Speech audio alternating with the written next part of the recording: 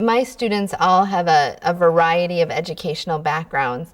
On the top side, I have a couple of students from Mexico who came in and they had been to school all through the years, straight A students. Family had a love of learning, and they came in. All they needed to really learn was the English in order to be successful academically.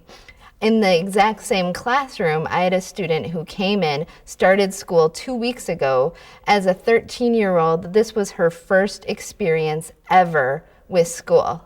She didn't know how to hold her pencil. She didn't know how to write her name. She had seen books, but didn't know that to read from, left to right. She didn't know any of the school skills, had never been told to sit still and look at a teacher.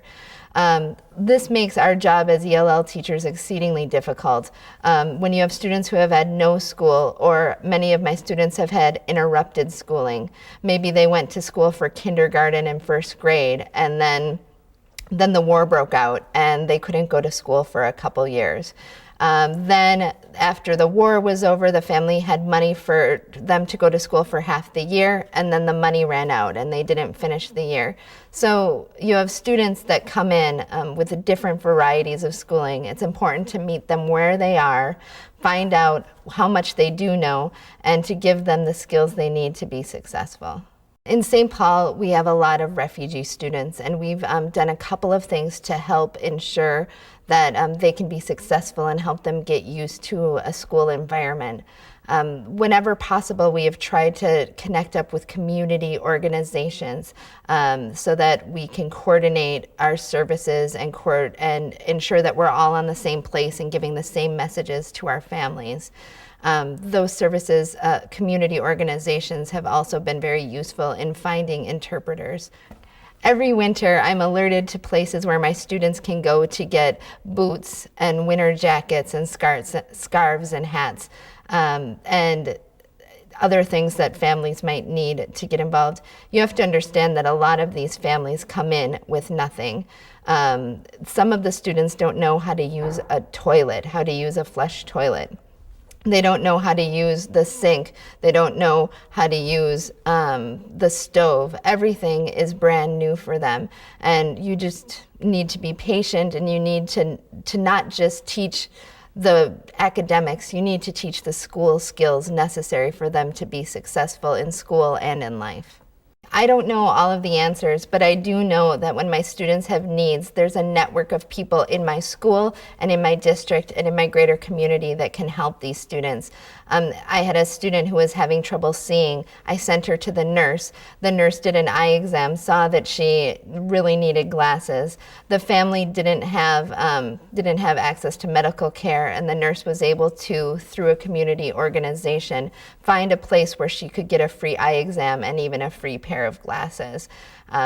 These networks exist, and as teachers, we need to be advocates for our students to help ensure that they get the services that they need. One of the things that we don't get often as teachers, but that I think is really nice to see, is to see how students have changed over time. Before working at the middle school, I worked at the elementary school. I was the third grade newcomer teacher at an elementary school here in St. Paul.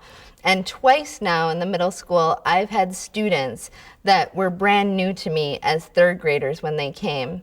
And one of them, I'll use another name, but I'll say her name was Carrie. She came to us in third grade from the Wat camps in Thailand. Thailand closed down our refugee camps, and many Hmong families had been living there for generations in the hope that someday they'd be able to go back and reclaim their lives in Laos. And so she came having never been to school before, being malnourished, having no access to running water. They had a well.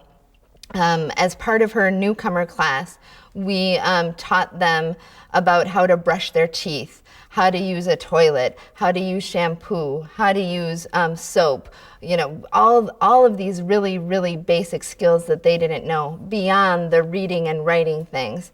And this year she came into one of my higher level classes, and I saw the name and I said, could it be the same student? And when she came the first day, her smile just lit up when she saw me. She was like, Miss Prentice, you knew me when I didn't say any words. I was like, yeah, I did. And my hair was short. And she was just so excited to see a friendly face when she was coming in here in the junior high. And I was just amazed at how much her English has progressed in the 4 years that she's been in the United States. So it's just great to be able to see that progression and that progress that students make.